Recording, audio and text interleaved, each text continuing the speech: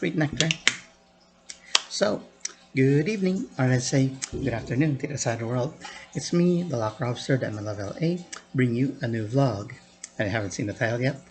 This is my thoughts and reactions to the MNL48 SportsFest. Yes. So yeah, I actually planned this, uh, okay, to do this vlog way before or way after, whichever which. Yeah, because I wanted to finish some things before I actually do it. However, um, a certain MNLove, yeah, Jon, whom we usually I chatted with on our group page, our group chat, NFT48, yeah, our group in Kumu. And he kind of suggested to do this sort of vlog, yeah. I guess he just likes to see how what I thought of it, of everything. Okay, so John, this is for you, and there might be a little bit of bonus that he suggested that I add to the end of this vlog. Yeah, before I end it. Okay, so I believe I mentioned before that I actually bought a VIP ticket for the event because it is my thought that there was going to be an online viewing. Okay, and the Google form kind of like suggested that, and so yeah, but then they removed it from the Google form. Okay, it's that online viewing option. So for all intents and purposes, there was not going to be an online viewing. Okay, so I actually gave my VIP ticket to a fellow MNLove, Casper, and it was for in exchange for some photo cards. Yeah, I believe I did mention this before in the previous SportsFest vlog. Yeah, I believe it was the draft day vlog that I did when they picked the players for Team Empress and Team Immortals. Yeah, so and then later on, HHC surprised us that there is an online viewing. Okay, so it's definitely much cheaper than the VIP ticket. So in a way, I kind of like paid twice. But anyway, um, I got my money's worth regarding the VIP ticket because I got something in return from Casper. Okay, and I'm sure Casper enjoyed himself more or less at the actual event. Yeah. Okay. And you know, I noticed some fellow MNLoves there also in the VIP section, and a certain sister from one ML48 member there that joined them in the VIP section. Okay. Okay, so yeah, so an online viewing. Okay, so let's go to the live feed first. Okay, so live feed was broadcast on Facebook Live through their Facebook page, ML48 Game Team Masters League, like that. Yeah, the same page they used when they did the Pokemon Unite battles. Yeah, which you know, I didn't really watch because I mean, you know, I just didn't feel like it. Okay, so yeah, so the live feed, going to the live feed. Okay, so I know a lot of people complain about it because of the lag. Okay, the lagging nature of the feed. But then again, the past 4 years that HHE has done this live feed, you know, whether it's on Facebook Live or YouTube Live or whatever streaming service they're using, it's a constant there. So I am not surprised by it. I'm not gonna complain about it. Basically, I'm used to it. I mean, heck, uh, they've had this problem since ML48 Interactive Live. Yeah. So yeah, not surprising. But then, what is surprising that they still let this go on. You know, is you know, it's they haven't really improved. You know, on it. And believe me, this one example is one time when they did a live performance at the mall, which I think they performed. Uh, I think it was either bingo. Yeah, during I think this was during the Ikaw ang Melody era. Yeah, their their their live feed from that was terrible.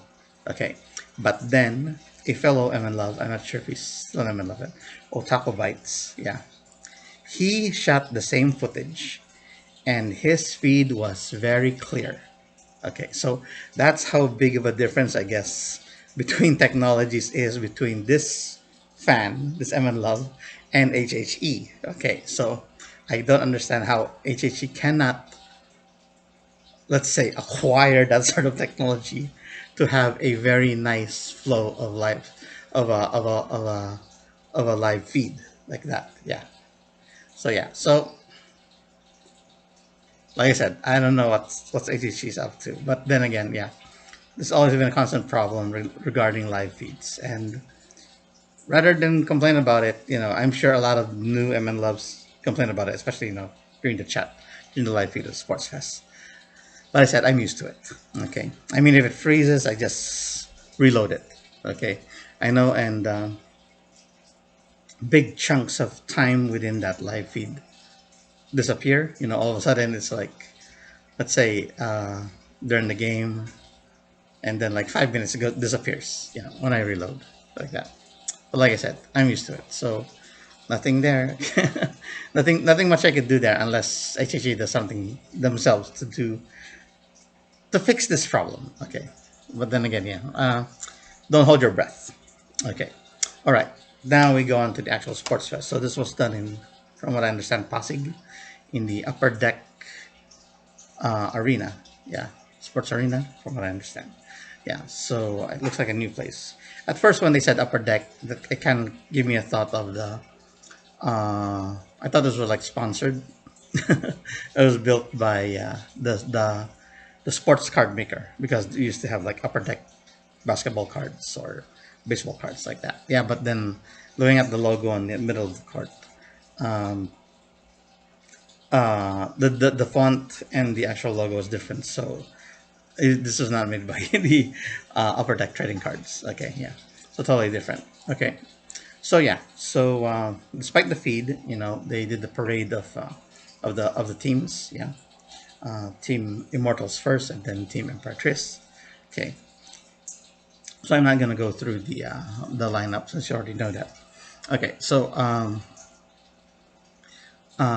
who am I actually rooting for here? Okay, when I did my analysis of the players that were chosen on draft day, yeah, and during that analysis that I did, whatever you can take from that, uh, I chose more the underdog. I'm more of an underdog. How to call this person? Well, I would choose the team as the underdog, and definitely the underdogs are Team Immortals. And just at the beginning of this Sports Fest, you can see that they are quite the underdogs. Yeah, I mean during the cheer competition, what they cheered Immortals seemed to be very simple. Okay, yeah, very simple cheer. And then Team Emeritus, they really seem to work on this.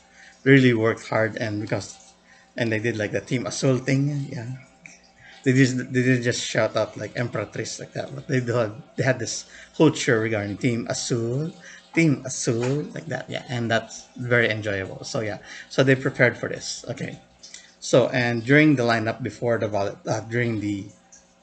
start of the volleyball game, which comes first uh, in this uh, in the sports fest. Okay, the way they were like warming up, yeah, Team Emperatrice seemed very how do you say this? Um, there I said almost like very professional in their warming up. Yeah, because I guess because they had like uh, varsity players in their lineup, especially Lara and Dana. Okay, and to that effect, probably CJ as well. Yeah, that's why the warm up line, when they were like warming up for the volleyball game, seemed very disciplined and very organized. When you look at the Immortal side, instead of like one single line in which that Empress did, they had like two lines. So uh, the ball was like flying all over the place. Yeah. Okay. So yeah. So I don't know what's going on there, but I guess that's how I guess they were trained at, or they were practicing for the sports fest. Okay. Okay. Oh yeah. So regarding the sports fest, okay. So they're only gonna do like two games, which is one is volleyball and one is basketball. Okay. It is unfortunate that they only have two games. I mean, when you talk about sports fest, it's more than just that. Okay. There's like track and field games like running, like 110 meters, 5 meters, 10 meters, 100 meters, or the relay race, like that, or the high jump or the long jump. Those kind of athletics game. And actually, I heard a lot of members wanted to do badminton. Okay, and from what I could see in that sports arena, there's actually a badminton court there, which you can see at the corner of the court. There's a door there, and you can actually see uh, people actually playing badminton next door. Okay, yeah. It's a shame they didn't include it, probably because of time. I think if they're actually going to do a sports fest, it's going to be the whole day. Yeah, including going into the evening. If they're going to do this sort be serious with the sports fest. So only two, and I think it lasted up to, from what I can understand, I think the games started at like 9 a.m. from what I understand, or is it 9 a.m. my time? Okay, yeah, nine, because it was 9 p.m. my time. I believe it started, something like that. Yeah. So yeah, and it ended like 5 p.m. for them. From what I understand. So yeah, it's. I mean, a basketball game and a volleyball game is long, especially a volleyball game. From what I watched. Yeah. Okay. So I wish they would do more. Yeah. So I could see actual complete athletic ability.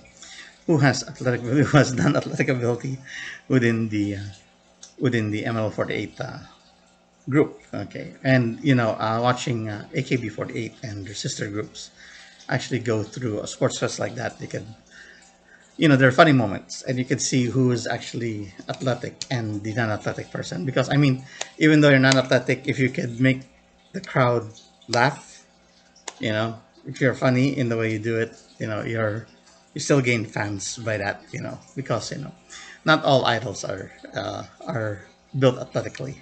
Okay, sometimes they're built for comedy. Yeah, and believe me, some comedic moments came out here within the sports fest, which I'll point out later. Okay, all right. So going to volleyball. Okay, at the beginning. So what they did here, they did three sets of volleyball. Okay, first set up to who could ever reach 25. Same thing with set two. Set three, if they reach that point, they need to reach up to 15 points. Yeah, and I believe that's kind of like a shortened set of rules, because I know there were like supposed to be five sets, especially within NCAA rules. Okay, within that. Okay, so uh, before I actually get into more of the volleyball thing, when I when I watch Sports Fest, because I'm more interested in basketball. Yeah, so I actually did a stat sheet. I recorded a stat sheet for the basketball game. Yeah, because from what I understand, there's actually no statistician yeah, in the game, in the sports fest itself within both teams. So some of the members didn't actually know how much points they scored or whatever they did. Okay, because some of them is almost like a blur, or because of the adrenaline and all that. That they didn't really know. I know they did something. I know they did something, but they didn't know how much of an impact they did within the stat sheet. Okay, like that. So actually, made that using Excel on both teams, and actually showed it to some MNLoves and revealed it to some of the girls. Okay, some of the members. Okay, and one of the members, JD, yeah, seemed was really kind of impressed by it, and she actually asked me on one of her Kumu lives. Yeah, when I told her stats. Okay, she wanted to know her volleyball stats, and I told her that I don't know how to do volleyball stats, and she sort of gave me a explained to me a basic way of how to score. Okay, how to score in volleyball. Okay, and actually, I kind of like, okay, I'll try. I told her I'll try to brush up on my how do you call this, studies on volleyball, and try to do a stat sheet for it. Okay, so I actually gone try watch a YouTube video, actually a couple of YouTube videos to see how they do the stat sheet and scoring for the volleyball. Yeah, and I chose a simplistic way of how to score it, which is like in three categories: serving, passing, and hitting. Okay, within those three categories, there's actually three subcategories: kill, and attempt, and errors or faults. Okay, and usually for volleyball, you count the faults or the errors of the opposite team to get your score.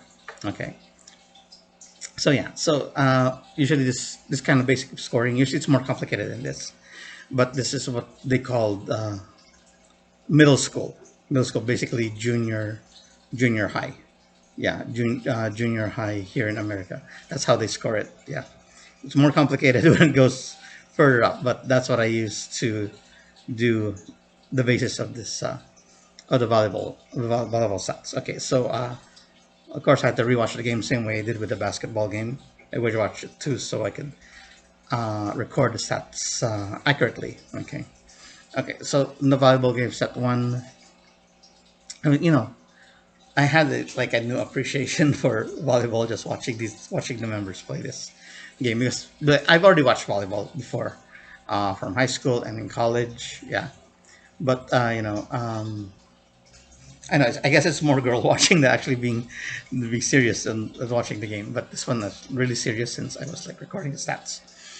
Okay, for set one, I was really impressed by, as I mentioned, I was really impressed by, but certain members really stood out because of their ability to do volleyball. And what I could tell is that during their whole volleyball game, they're very disciplined here. Yeah, they're very more disciplined here than the basketball game. Yeah, they're more organized here. Yeah, to tell you the truth.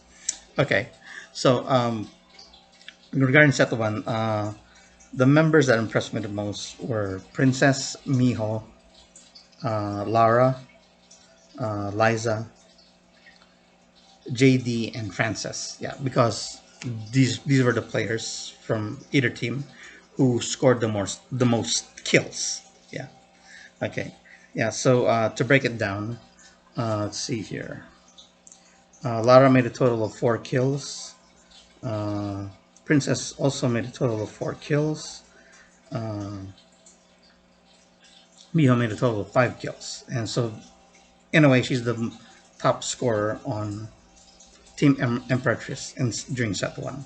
Okay, and for Immortals, all three, Liza, Francis, and JD, each scored 3 kills each. Okay, like that. Okay, and to round up other kills, Dana had 2 kills, and G had 2 kills as well. Okay, all right. So basically, Empress won the first set 25-19.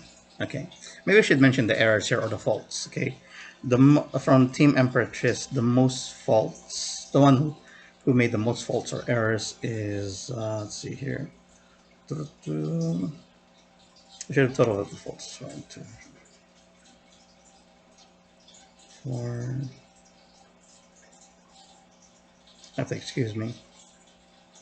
Oh, Princess had the most faults on Team Empress with 4. Okay, and on the other side, the most faults or errors belong to both Francis and Cole with five each. Yeah. Oh wait. Oh, Abby. Abby had actually the most faults, and within Team Immortals in set one, which she actually occurred or accrued 7 faults. Okay, or errors. Yeah, within that first set. Okay. Okay. So as I was about to do set two, okay, then the video which I was rewatching, just to record the stats, there was kind of like a big skip or a cut, okay, because set two began on the video. It started with a score of 8-2 already, with Immortals up 8-2. like that. So with that part missing, I did not continue.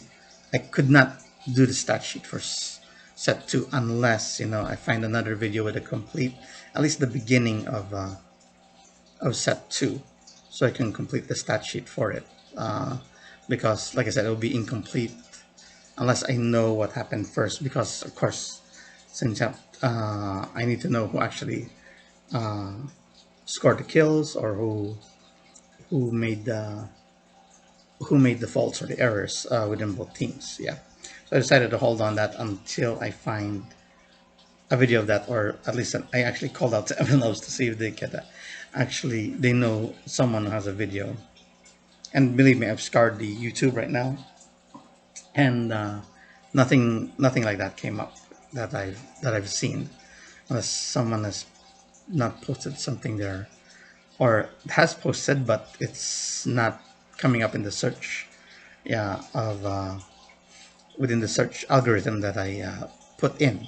Okay, I actually reached out to one YouTuber who's also MNLove, because he actually had cuts of it, kind of like cut. Actually, he is really heavy edited, so unless he actually has an uh, unedited take for set 2, I mean, that would really be helpful for me to actually do the stat sheet for set 2 for the volleyball game. Yeah, I know I've seen some of the smaller clips, especially those cut ones, the edited ones, in which I know Rihanna scored, Ruth scored on the serve and all that. Yeah, but anyway, it's incomplete, and I have actually really watched the whole set 2. Well, at least the remaining set 2 that was on the video. Okay, so what I did is I just watched set 3. Okay, and just to know, I know that's in set 2. Immortals won. I forgot the score. I'm sure it's 25 something. 25 to something, yeah. So they're able to get into set 3. Basically, the scores tied in volleyball 1-1 on both sets. So they're able to push it to set 3. And in set 3, just to make a long story short, Emperatrice won set 3 by reaching the score of 15. Yeah. And looking at the stat sheet that I made here, let's see here. Okay, the one who scored the most kills was Princess, yeah, with 5 kills in set 3. Okay, Lara had 2 kills. Then I had 1. Okay, Mio had 2 kills. Isabel had 1 kill, as G had also 1 kill as well. Okay, on the other side for the Immortals, Abby had 3 kills, and same with Liza, 3 kills as well.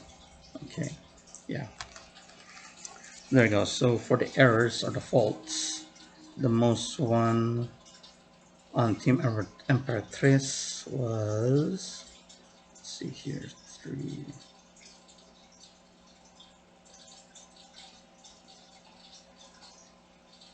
Okay, Dana had the most errors or faults in set 3 with 3. Okay, and for the Immortals, the most errors or faults belong to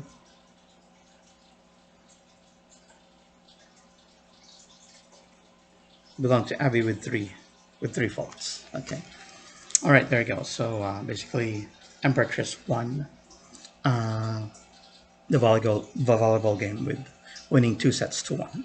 Okay, 2 of the 3 sets basically.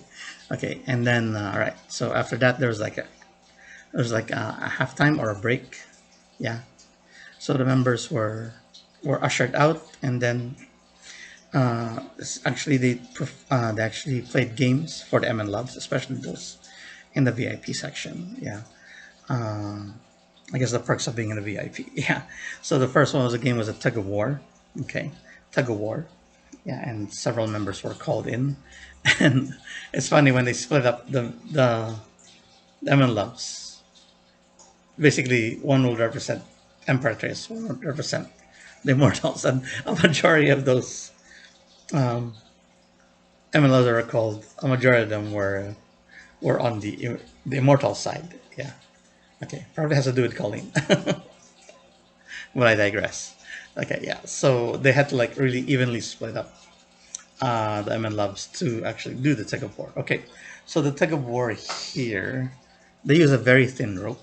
Okay, which is not very ideal, especially if you want to grip it and it's very thin, it's gonna hurt the hands, and they didn't give them gloves or anything like that. And then again, the floor was slippery since it's actually an actual court.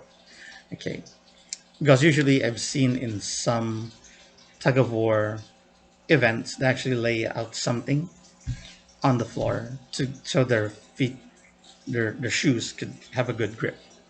But then again, this what do you call this tug of war competition was kind of like, to tell you the truth, doomed to fail because, like I said, no gloves. They used the wrong rope, and rather than some of the MNLoves actually like getting pulled, falling down on their faces, some of them just let go of the rope.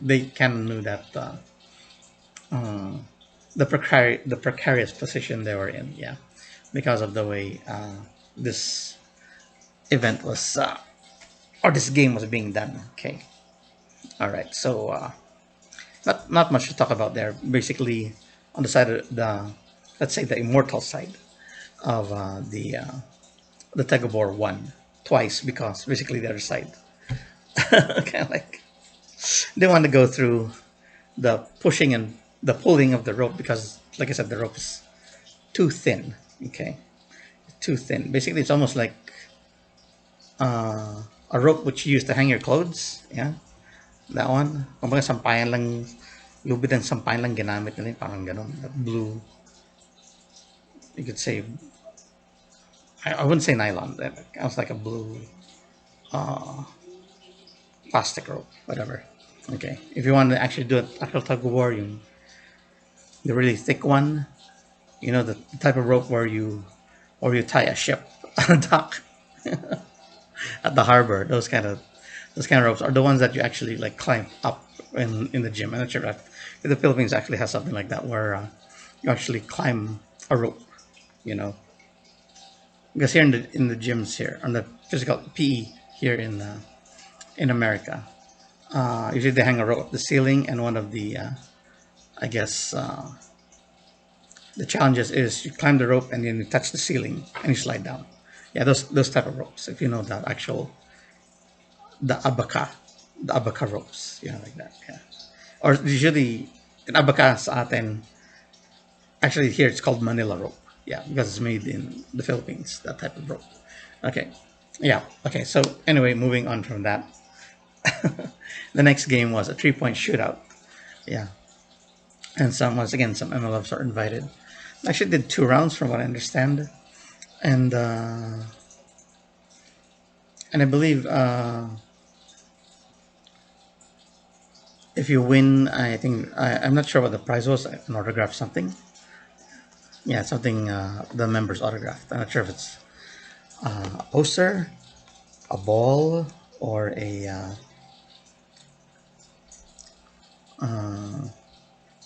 or photos, a photo card. I don't know, but yeah, anyone whoever makes the 3-point shootout. What's going on? Okay, whoever makes the 3-point shootout, uh, whoever makes the shot, basically, yeah, you got a prize. Yeah. And there's some MLFs there that were able to make it. I think maybe like, I'm not sure because there's actually a cut on the video um, during the second round of the 3-point shootout. So from what I understand, I think there were like 5 who won, who actually made the 3-point shot. Okay, so all right, so after this you could say halftime, well, the break, yeah, then we go on to the basketball game. So the members were paraded, presented themselves again to do the basketball game, which is I would say this is the main event. Yeah, the main event here in the sports fest, so the basketball game. Okay, so yeah, I mean, it started off well, especially for Empress. Was basically because this is why the Immortals are underdogs. Empress has like three of the members who are actually very good at this game: Dana, Lara, and CJ. Yeah, though not to discount Team Immortals, they have JD, Liza, and Cole, who have experience playing basketball game. Okay, okay, so what do you call this? Yeah, wait.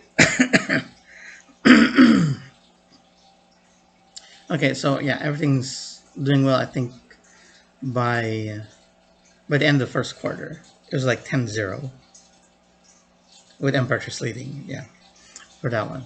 Okay, and later on, Immortals made a surge with their players with JD and with JD leading the charge and Liza.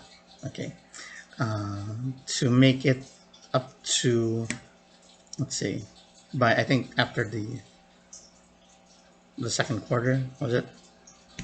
Yeah, I think it was 7-14. Yeah, I think it was 7-14. Yeah, but anyway, yeah. Okay, so let me talk about the actual game. Okay, so yeah, so some of the members aren't really, you could say basketball savvy. Okay, but I'm, you've seen their TikTok videos practicing the game. They're able to shoot like that. Shoot the ball. Yeah, of course you can shoot the ball, especially if no one's watching, if no one's guarding you. When it's guarding you, it's a different thing. Okay. All right. So and I mean, this is the first time I've seen girls play basketball. Back in high school, I've seen a group of these two teams of from elementary play the game, and what was strange about it to me was that they were running a lot without dribbling the ball. Okay, so yeah, when I first time saw that why are they not dribbling the ball like that? And then I guess this is kind of like a leeway. I guess kind of like they kind of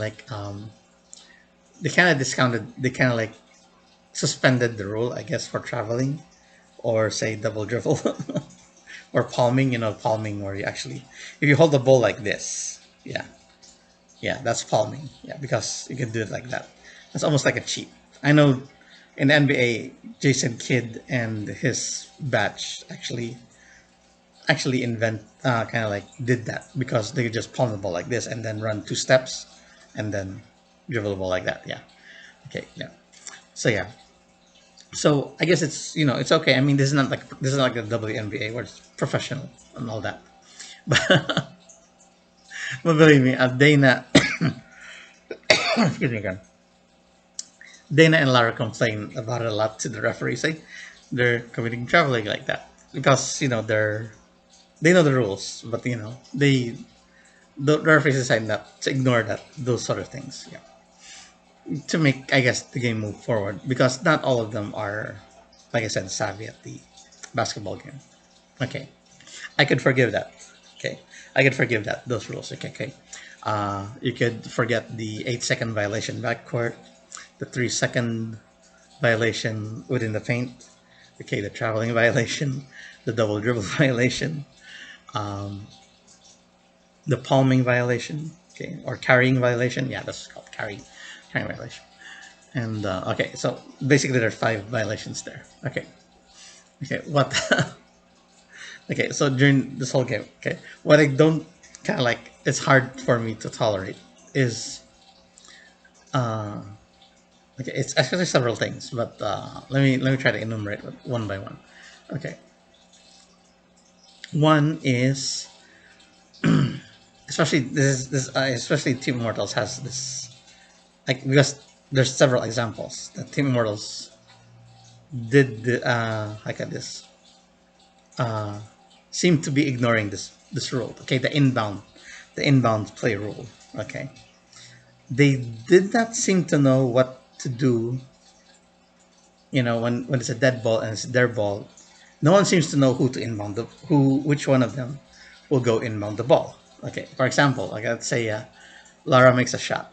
Okay, makes a shot for Imperatrice. Okay, so her team is done. They walk to the other end of the court to play defense. Team Immortals, after the shot, all five walk away. No one seems to know that there's supposed to be an inbounds play.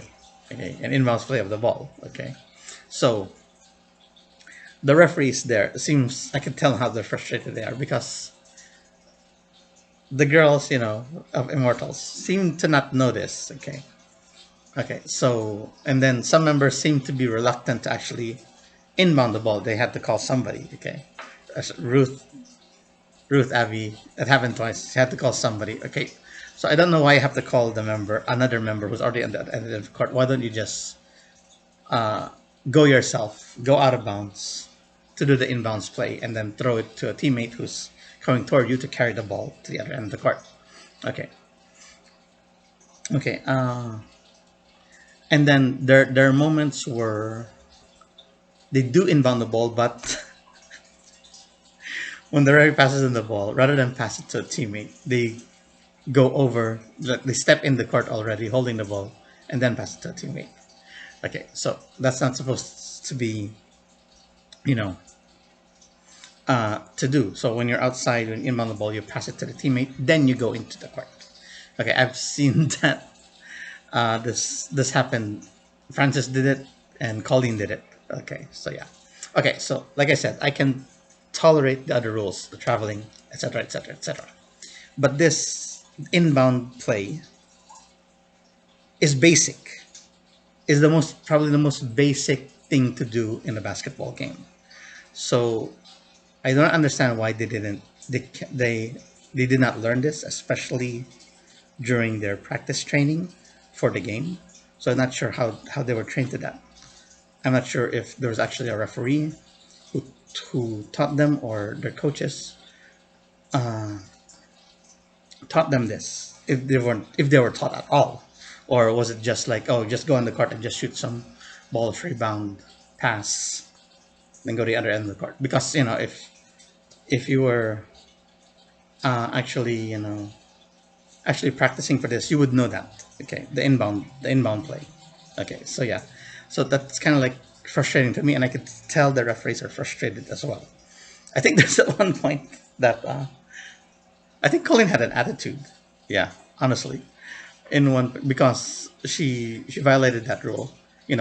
Referee gave her the ball. She was stepped into court, then passed it to Abby. Okay, so referee blew a whistle. Okay. Oh, this is another thing. Okay, it's another thing. I'll get onto that later regarding the whistle. Okay, so referee blew the whistle. Okay, she had to do it all over again. Okay, so Abby had to call Colleen back so she could do the inbound play. Okay, and then so it seemed like I said, notice Colleen. If you've seen that video, okay, Colleen seemed to have this attitude because she was going back to inbound the ball. She was dribbling the ball. Okay, the referee was asking for the ball. Colleen didn't pass the ball to the referee. She just like basically ignored what the gesture was like. Basically, the referee was like this, basically saying, "Give me the ball." Colleen was not giving the ball. Okay, so I could only assume that she was frustrated. Yeah. Okay. She was frustrated. That's why she didn't give the ball. Okay, and the referee just let it go. So she was out of bounds. Did the inbound play to Abby, like that. Okay, and that was it. Okay. All right. So that one I couldn't tolerate. I could ignore the other five violations, the final rules. We could skip that, but this one was I couldn't because this is basic, very basic. They should know how to inbound a basketball. Okay, all right. Next is the whistle. Okay, coming back to the whistle. Okay, I noticed this. Okay, especially for Team Immortals. Okay, the referee whistles. Okay, so the rule is when you hear the whistle, you stop. You stop everything. Okay. For some reason, they do not stop. They still keep going. Okay, so which which tends to, which I tend to think this is why, because I think during their training for the game, I don't know why, but probably I'm guessing that no one actually had a whistle, or I'm guessing there was actually no referee during their, let's say, pickup games like that. So they had no idea about the rule because you can see, I mean, you could hear the whistle clearly, and then they seem to ignore it. Yeah, the girls ignore it. Okay, which almost like, dare I say, almost like it's almost like a sign of disrespect to me. Okay, so that's another rule that they should. That's very basic. You hear the whistle, you stop. You stop and you look at the referee and ask him what's going on, or at least try to acknowledge him that you heard the whistle and try to figure out what happened. Okay, yeah. Okay, so that's one I couldn't tolerate, and I know the referees are frustrated by that. So yeah, so I don't know if the actual training, the actual dance training, is they actually use a whistle because or did they just use their voices? Because I mean, in pickup games, of course, there is no referee because you're just playing. Okay, if there's a foul, you either call it out. Okay, especially those ticky-tacky fouls. I don't really, me myself, honestly, when I play basketball, I do not call fouls for myself. Okay, unless it's very obvious. But you just get tapped like that. Basically, it's just a love tap, and then some people say, "Oh, foul," like that. Okay, so because this is a pickup game, there's no actual referee. Okay, it's almost like an honor system, but some players like that, especially in pickup games in basketball, they just tap it like that, and you're foul like that. Yeah, I don't do those kind of those foul things, and as a matter of fact, I don't call fouls to myself at all. Okay, whatever, because just keep playing the game. Unless there's blood, then you stop. Okay, and believe me, there's one point that I actually got cut on the lip right here when a shoulder got leaned on me on my face during defense. Okay, all right. So yeah, so that's kind of like in my way. Didn't they teach them? Okay, when the referee whistles, stop. Okay, like that. That's very basic, much like the inbound play. Okay, third thing. Okay, I guess this is the last one. Okay, during free throws. During free throws, this is. Okay, during free throws, they seem to not know where to actually stand. Okay, all right. So yeah, so of course, you have to stand behind the line. Okay, I mean that's basic as well. I mean, they've written an MRT, right? An MRT or an LRT before, and there's a rule there. You stand behind the white line so you don't get swept up by the train. Right? Okay, so in basketball, on the line, that's why there are lines there. Okay, you stand behind the line when you're making a free throw. The other ones, or the other members who are going to do the rebound, has to stand behind the line on the sides as well. Okay, like that. So once again, during their pickup games or their training for this basketball thing, was that not taught to them as well during the free throw line? Oh, stand here, stand behind the line, stand behind the white line. Put your feet, literally your feet behind the white line. Do not step over the line. Do not go over the line. Okay, like that. And then there's like how to call this? There's like places where you have to stand. Usually, two players or two players on one side, three players on the other side. Okay, and there's like literally a section where you can actually stand. Okay, all right, to do the rebound or to prevent the player who's gonna shoot the free throw. Okay, to rebound the ball, kind of like that. Okay, uh, that's how the rules are. Okay, so yeah, so it happens regularly, especially during free throws. The referee keeps pointing. I guess he's saying, "Stand behind the line, please," like that. Or yeah, and regarding the players who are going to rebound. Okay, so this is the rule of free throw. Okay, so let's say Emperatriz is making a free throw. Okay, the first two players near the basket to do the rebound are supposed to be from the opposing team, immortals. So both red, let's say red players will stand opposite on the opposite side of the basket, and then next are the two blue players, which are the Emperatrice, okay, next to them like that. And then there's a second, a third Immortals player.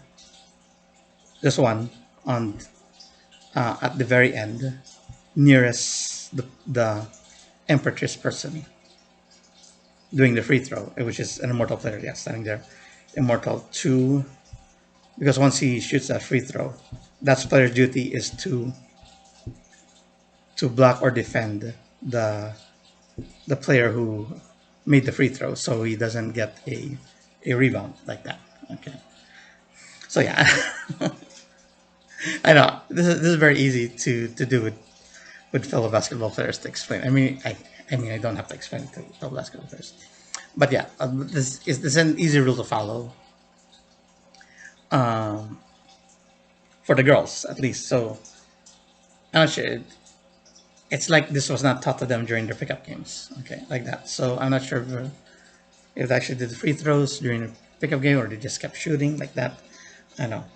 Okay, I'm sounding like a jerk right now because I'm very, you could say, a basketball expert like that. And you could tell me, okay, they're girls, you girls, you can forgive them for that. But like I said, I could forgive the 5 violations, the 5 rule, you could suspend the 5 rule violations, the traveling, etc., like that. Okay, I could live with that. But then the inbound plays, the referee whistle, and then the free throw stance or the free throw play, yeah, those it's hard for me to not be frustrated by it because these are basic rules. Okay. Okay, so yeah, I guess I got my rant out of that one. Okay, but yeah, I know.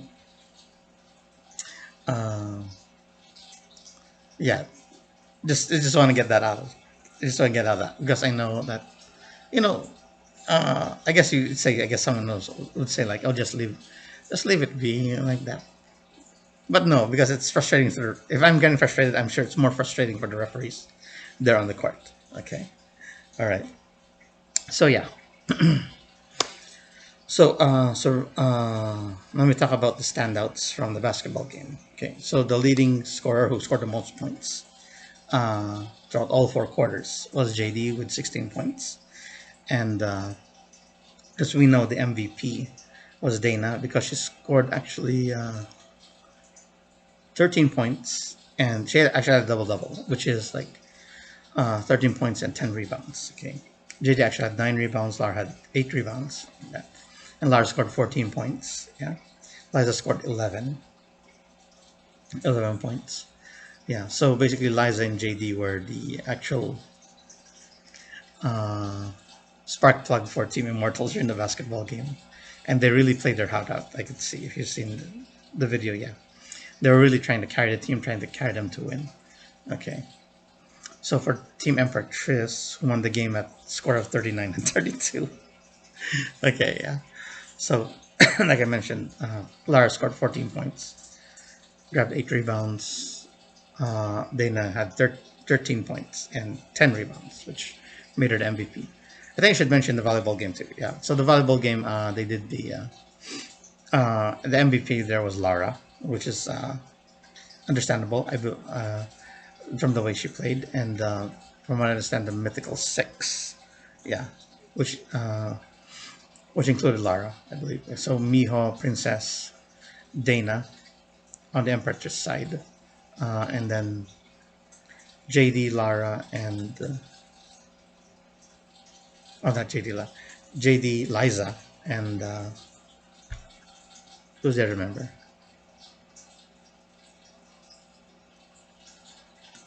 Is it Francis? Yeah, could be Francis. Yeah. Anyway, I should look it back. Tell me if I'm wrong. If those were the mythical 6 for the volleyball game. Yeah. Okay. So yeah, and then for the basketball game, for the mythical 5, So Dana was already MVP. So Lara definitely in there. G, not G. Okay, Princess. Okay, Princess was part of the Mythical Five, and then Cole from the Immortals. Same with JD and Liza. Okay, for the basketball game. Okay, so okay, this one thing. Okay, not to not to put down what Princess did for for getting being part of the mythical team, and Princess is my top Oshi. So yeah, but looking at the stats, I mean, there's a more deserving player to actually be part of the mythical five than Princess. I know, I'm sorry, Princess, but you know, just judging this from a standpoint, I'm not sure how the voting actually went for to be part of the mythical five in basketball. Actually, not just her. Cole too was kind of like to me. It was kind of like she didn't show her offensive ability more. Yeah, for the Immortals. Yeah, because I think she played basketball as well, but she wasn't able to show her offensive prowess. Yeah, there you go. For Princess, she did score a point. Yeah, I think she did a steal and a rebound, like that. But these are not to me. Once again, I'm sorry, Princess. Okay, just saying my opinion of it. These are not mythical five stats. Okay, in my opinion. Okay, sorry, but it's the truth. Okay, a more, let's say, deserving player to be part of the mythical five was G. Okay, okay, G for me, even though she had 0 points and actually had a terrible field goal, zero of nine field goals, but looking at the stats, she had a total of 8 steals, yeah, and I believe 6 rebounds or 5 rebounds, from what I recall. So yeah, so she did her part in a way, since she admits herself she doesn't play basketball, but she was really fast at and strong in making those steals. Okay, so like I said, I can say more about basketball than volleyball. So, but I could see why some of the members became part of Mythical Six there in volleyball, because they were very good. Okay, so going back to basketball Mythical Five. Okay, so rather than Princess, I would have put Chi in there. Yeah, because in a way she has the most steals in the whole game with 8 steals total. Okay, and you could say she's a defensive player because no one actually did any blocks here. So we can only determine that by the steals, and G definitely is like a defensive player of that game. Okay, so and regarding Cole, okay, yeah, she only did like maybe like a couple of steals and a couple of assists and probably 5 rebounds, yeah, like that. And but then again, there's another player, okay, that deserves the mythical five status than Cole. Okay, I'm sorry, Cole. Just my opinion. Yeah, as looking at the stat sheet. Okay. Okay, so because I think they wanted to balance it out. Yeah. From what I could see here, because imagine on on the volleyball they kind of balance it with 3 players for Imperatrice, 3 players on the Immortals, and then the MVP like that. Okay, same thing they did. I think they tried to balance it out with 3 players on Imperatrice and 3 players on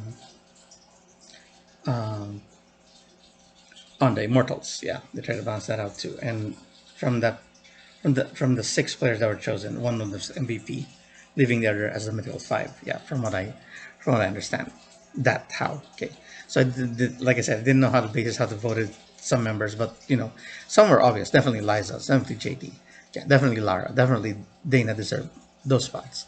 Yeah, the big question with me was Cole and Princess. Yeah, because the stats didn't show mythical numbers. Okay, yeah. Okay, like I said, once again, I'm sounding like a jerk. Okay, of this, but then again, I'm just giving my opinion, looking at the stat sheet. Okay, so if it were me, rather than Princess, I'd rather put G. Yeah, I had mentioned that before. Okay, okay, so Cole was the other one that okay. Rather than Cole, I would have put CJ. Yeah, because CJ did score 6 points. Yeah, 6 points, and she was really she did some rebounds and some steals there as well. Okay, so depending on the stats that I could see, she deserved a place on the mythical team as well. And besides Dana and Lara, she was the only one who actually scored as well. Okay, okay, and not counting Princess 1 point, Claire's 1 point, and Shecky's 2 points. Yeah, so yeah, she had total 6 points to add to Lara's 14 and Dana's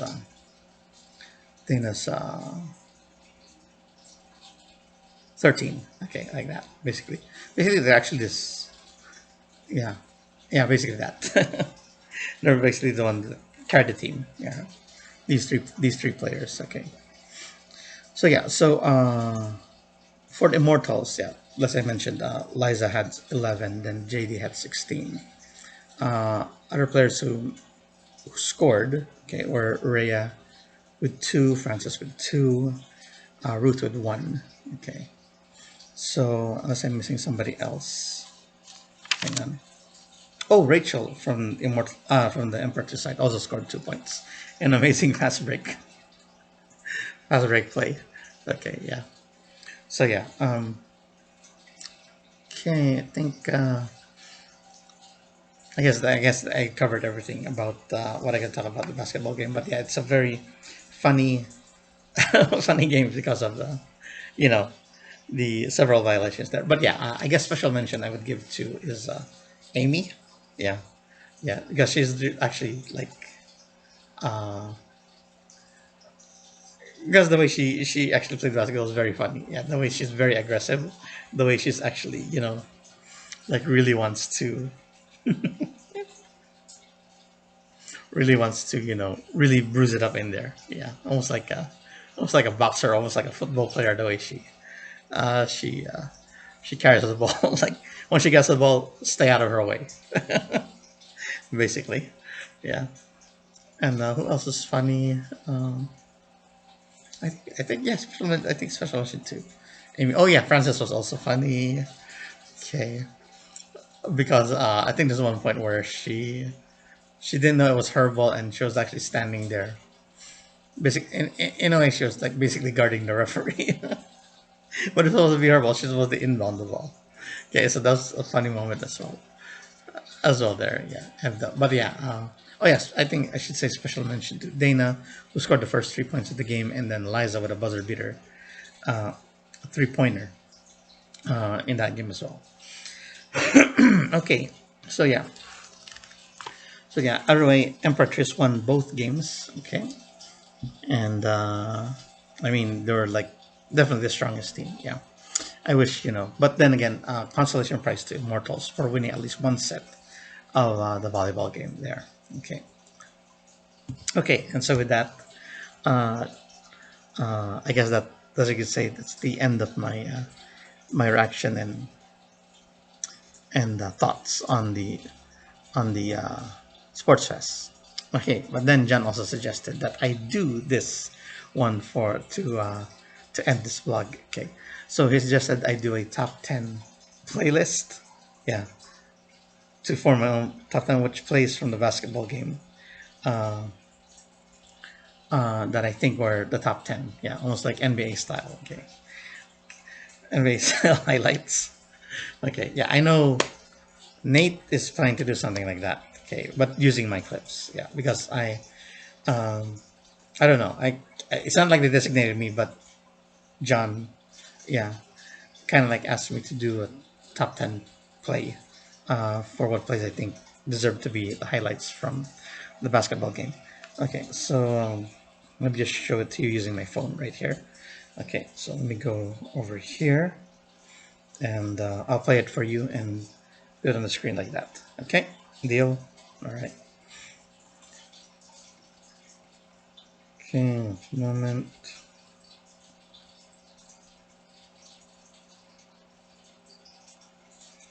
Let me go over here. It was actually posted the clips on our NFT group chat, as well as the ML48 silent fans group chat, and several other MNLoves. Okay. Okay, let me go over here. So I'm going to the group chat so I could play the clip. So yeah, the clip is, if you've noticed on YouTube, they actually have the videos, and then there's actually a clip option there. Okay, you could make the clip as long or as short as possible. Yeah. However, it doesn't. The clip doesn't become a separate entity from the video itself. The clip basically still remains as part of the video, but you only see, because of the clip, you can only see that small portion of the clip you saved. Okay. So yeah. So for Nate to do his more, let's say, a clean version of editing to make it like an actual top 10 plays NBA style, he has to download the whole video. Okay. But for me and for you guys, um, I'm going to have to show you each clip one by one. Okay. I even had cool titles on it, like the way they did it back in. I'm not sure if you remember the show way back then, NBA Action. Yeah, and they had this like cool intro to the uh, to the to the top 10 place. I think it began like this. Okay. Now all you're waiting for, here are the top 10 plays of the NBA. Ready or not, here it comes. 5, 4, 3, 2, 1. Like that. That's how it goes from what I remember. Yeah. They used to be on, they used to show that every Saturday. Yeah, but now the show, I think the show moved to cable. Or actually, it moved to NBA TV. Yeah. Okay, so I want to get that feeling again. But here, okay, let's start with play number 10. Okay, so yeah, I have some cool, I could have cool titles for it. I mean, you can just see. Okay, let me get over there. Oh, it's really high up there. Everyone has chatted. Oh, better yet, let me go to my page. Yeah, I actually have it on my Facebook. I posted it on my Facebook page. Yeah, so that'll be much easier. If you want to check it out, if you're friends with me on my Facebook page, you can actually see it there. Yeah, on my profile.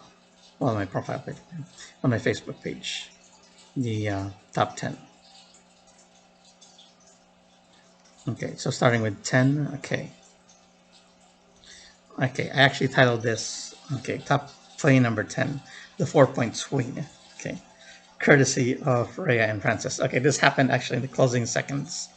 I think it was 30 or 20 seconds, the closing seconds of the fourth quarter, and all the bench players were brought in. Okay, and then a strange thing actually happened there. It's because it seems like the referee just let everything go. Okay. Okay, so let me play it for you and I'll explain it more. Okay, so here we go.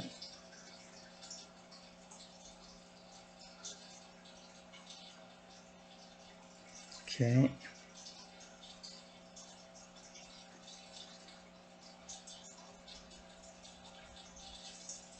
Okay. It's a shaky video, so I apologize for that. That is the best video I can. Well, actually, there's another video I could show you, but it didn't show the hoop.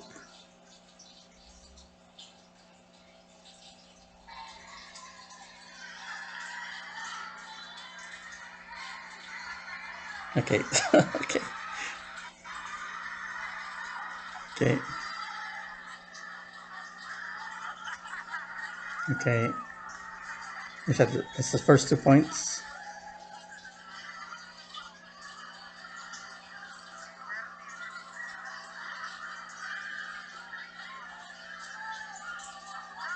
And there you go, and that's the 4-point swing. Okay, all right. Okay, so to explain what's going on with this clip right here. Okay, so it's gonna start over. For some reason, the team Emperatrice who were on the court suddenly went back to their bench for some reason. Okay, so they basically left their goal unattended. So Paris took advantage by that. So you can see there, Rhea scored. Okay, and then the funny part happened right here, because after Rhea, the rule is once Immortals the Immortals scored, it's supposed to be Emperor's ball, but for some reason the referee didn't stop it. You can see here that after Rhea takes a shot, Rihanna picks up the ball and shoots. Okay, the referee didn't stop that, so there's like a free for all for the ball with a lot of Immortals trying to shoot it, missing, until it actually ended up in Francis's hands, and she shoots, which happens at the end here. Okay, let's show Francis. Okay, there's a scramble for the ball right there, and then Francis shoots, and there you go. That's a 4 point.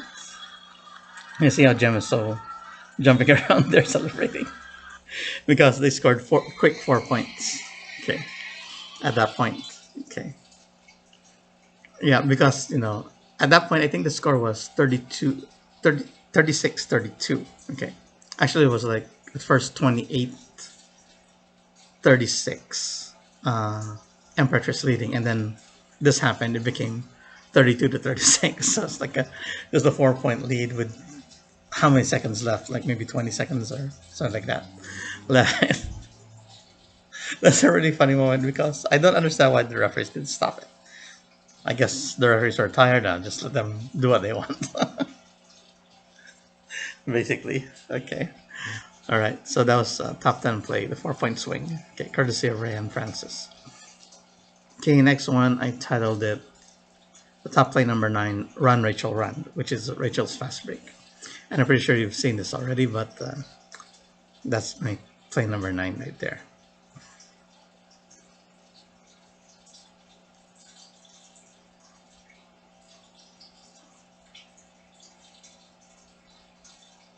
Okay. Okay, Ella inbounds. Throws it. Isabel intercepts, but then passes it to Rachel, and right there she goes. Rachel jumps up, scores, and she gets hit in the head by the ball. Actually, that's why she's holding her head right there. Okay, there's actually also a foul called on Rhea when she hit her in the arm. So basically, it was a 3 point play. Yes, let's see that play again. Ella. Isabel, the way she steals, she just taps it almost like volleyball. Okay. So to explain a little bit of the rules, okay. So when Isabel did the tap, okay, the steal, it did not record the steal for her, okay. That it's recorded as a team steal because she did not secure the steal herself. It's not counted as her steal. However, it's counted as Rachel's steal because she's the one who secured the ball when Isabel tapped it to her. Okay. Okay, like that. So Isabel records a team steal. Well, the whole team basically, because the team steal is you basically tap it away, and whoever grabs the ball after you tap it away, that player gets the steal statistic. Okay, so basically there you go. Rachel gets a steal, and then the score, and that whistle was a foul by Rhea. She had on the arm. Okay, first I didn't understand why she was holding her head. Turns out the ball hit her on the head. Okay, there you go. Okay, yeah, so that's a very exciting fast break. Her moment, Rachel's moment, basketball moment, basically. Okay, next one, top 8, play number 8, the reverse putback. Okay, so this was, I call this, since Rachel was fouled by Rhea, so she gets a chance to do a 3 point play, basically trying to hit the end one or the plus one. So she gets she adds another point to the score. Okay. So had she made it, it would be a 3 point play. However, this is what happens. Okay. So I call this the reverse putback.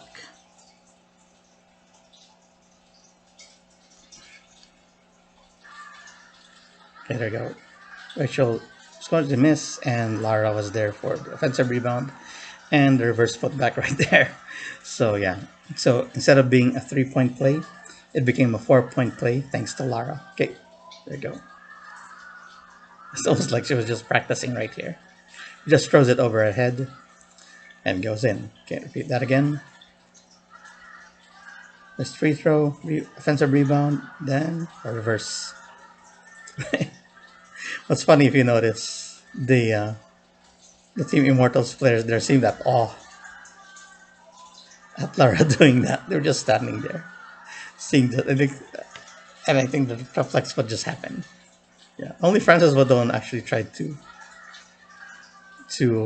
play defense on Lara right there. And Rhea and Jem were right in front of Lara, and they seemed like awestruck with what happened. There you go. All right, there you go. Okay, so actually, plays 9, 8, and 7, which I'm going to play right now, are all like connected. Yeah, during that whole stint. So first was Rachel's faster break, then Lara's putback, and then this one, play 7, which I call a charming assist. Okay. All right. So, okay, this happens right after the putback.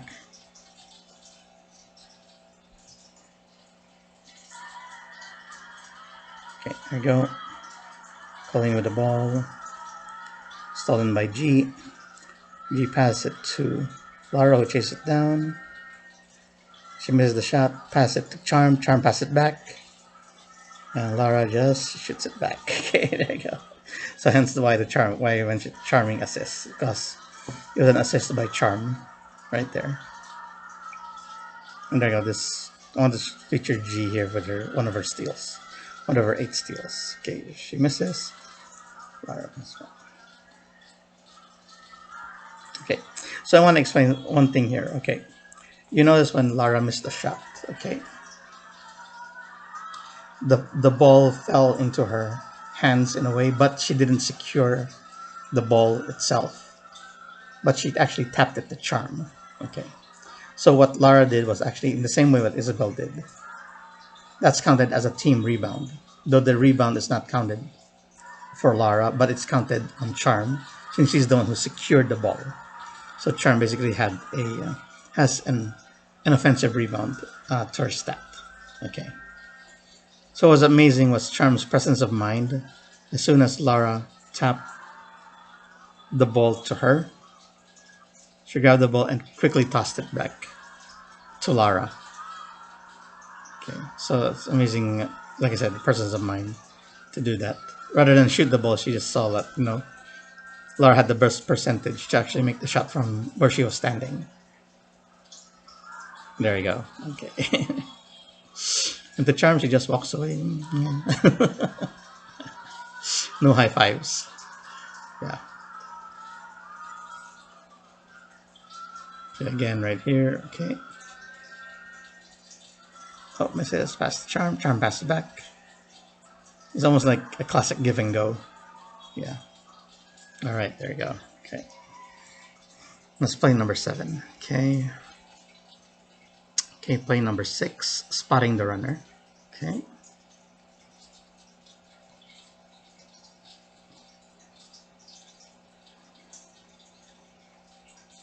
Okay, like I said, team basketball is all about playing as a team. Okay, Lara with the ball. Okay, intercepted, steal by Cole. Cole drives. Let's see, she's JD right there. Fat toss to JD for the layup. There we go, yeah. Basically a fast break in some way, in a manner, but yeah. Okay, Cole picks it up. Sees JD really sprinting. Okay, there you go, and she lays it in. Go. Basic assist, but in a team basketball, you have to really look ahead to see who's ahead of you, so they have a best chance of making the shot, best percentage chance, because she's the one much closer to the basket.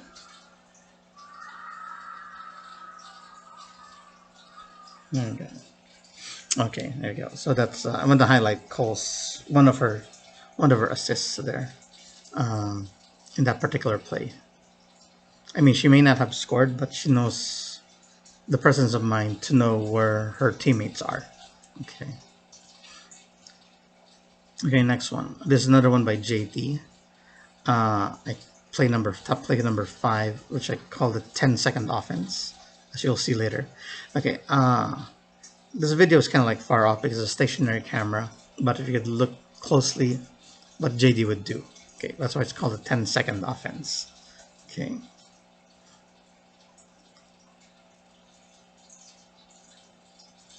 Okay, let's see if we can get a closer look. Okay, so there's JD dribbling the ball. Okay, so just blows by everybody and shoots the ball. And there you go. The ball kind of like hanged out on the ring for a bit before it fell through. Okay. That's amazing. She did that in 10 seconds. Okay. Okay, let's count from here. Okay. Starting at 1, 2, 3, 4, 5, 6, 7, 8, 9, 10. There you go. So yeah, within 10 seconds, she was able to make that. I think there's actually, the coach actually has that kind of play for his offensive play, the 10-second play. You just really run down the court and just take it all the way. Okay, one more time. Notice the ball really like, kind of like hung on the ring right there a bit before falling in.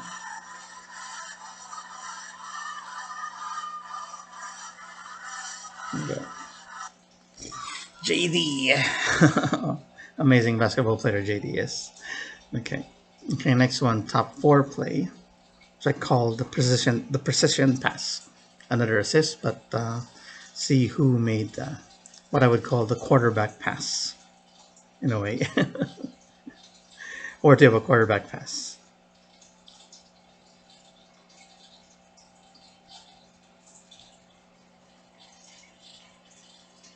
Okay. And purchase inbounding. Okay, Dana has the ball. Pass it to. It's intercepted. Brianna, but Dana takes it back and throws it to CJ, who lays it in.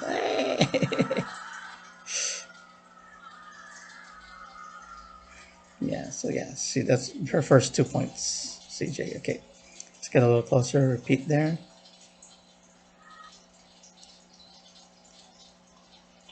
Dana. Ball almost gets stolen, but she steals it back from Rihanna. And then sees CJ right there, and there you go. Just toss it with the assist, and CJ scores. See how happy Shecky and CJ are for that one. Okay, one more.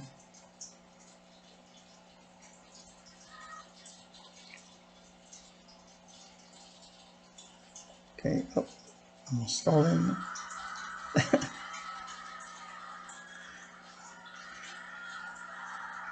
I guess one funny aspect is how Shecky was running here. Let's just highlight on that one time.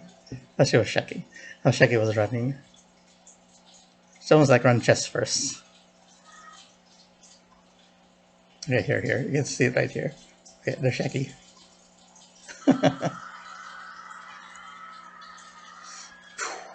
Boom. Like I said, worthy of a quarterback pass.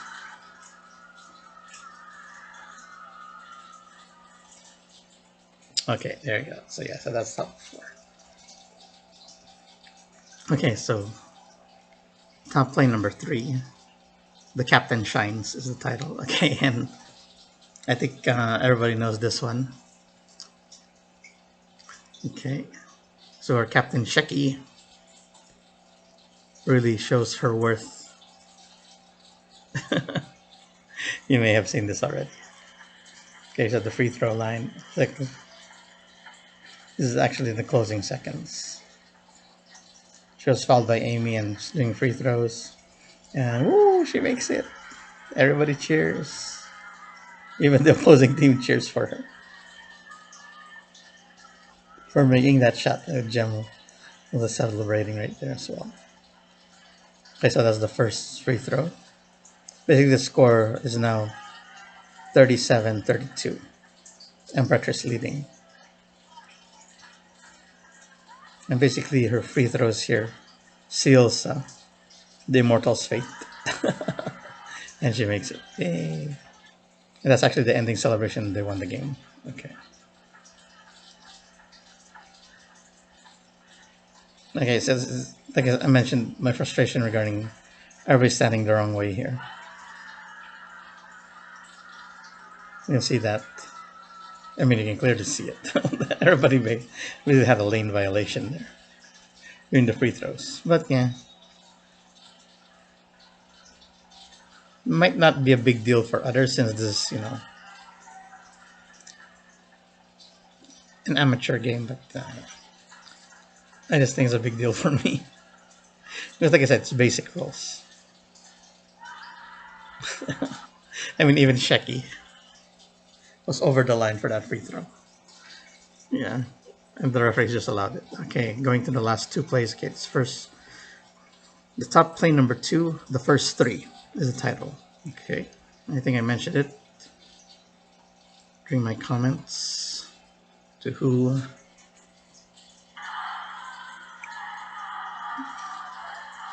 Okay, Rachel inbounds to Dana. Dribbles down the court. She's beyond the arc. She just shoots. Oh! Bingo!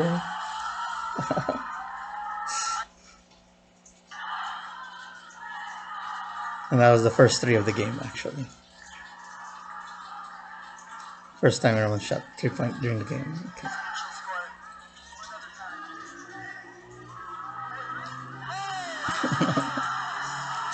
Yeah, G happy for her. Rachel also happy for her. And Dana's like, yeah. Like, probably she did that before, I guess. Yeah. So that's no big deal for Dana. I like how when she jumped, her leg like flew to the back. Let's see that again.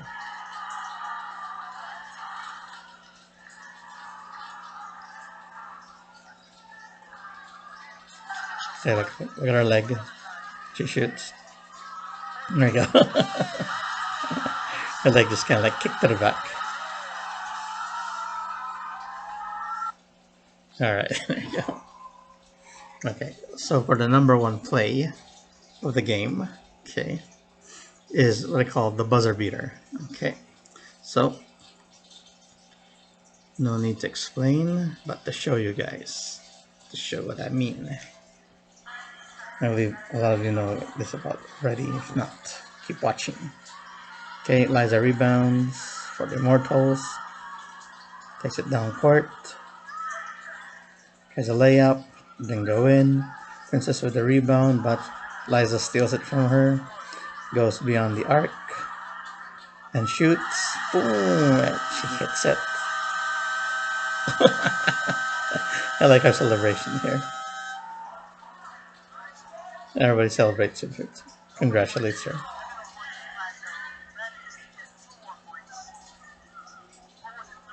Yeah, it was actually a 3. Actually a 3. If you can hear the commentator, I think she was able to get that three-pointer off just within less than a second left before the buzzer sounded, which ended the 3rd quarter and cut down the lead. There we go. 25-16.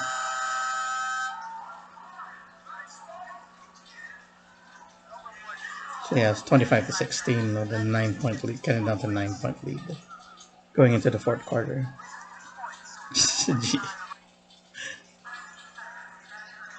Okay, let me just show you one thing else here that I noticed when I was rewatching the game doing the stats. I noticed Liza does this gesture throughout the game when she feels like doing it. Okay, still really like rips the ball out of Princess' hands. Then up, I think 5, 4, 3, 2, 1. Go for it, makes it. There you go. There you go. She does see that. She does like a bow and arrow gesture, almost like a shot to the heart. She actually did that several times in the game. During the game and during halftime when they were singing her happy birthday because she's one of the June celebrants. Yeah. Yeah, I think she, Liza, Jim, Deanne, Clarilla, and Princess, yeah, the crowd sang them happy birthday since they were the June celebrants. And I know Liza was doing that bow and arrow gesture to the crowd. Really like worthy a top one because of that celebration right there.